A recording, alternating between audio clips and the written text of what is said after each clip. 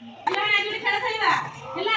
ମୁଁ ତମକୁ ଶିଖେଇବି, ଯୋଉଠି ଶିଖେଇବି ସେମିତି କରିବ ହେଲା। ବୁଝିପାରିଲ? ଏବେ ସେଠୁ ପଳେଇ ଆସ ଏଠିକି। ଦି ଜଣ ଖେଳିବ ହେଲା।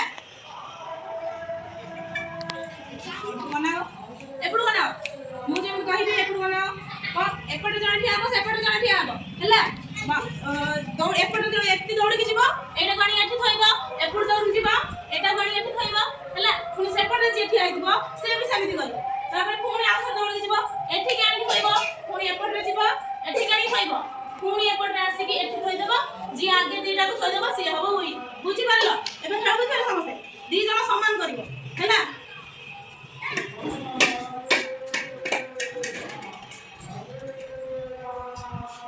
ତମେ ଦି ଜଣ ରୁହ, ସେ ଦି ଜଣ ଖେଳି ସାରନ୍ତୁ, ତମେ ଖେଳିବ।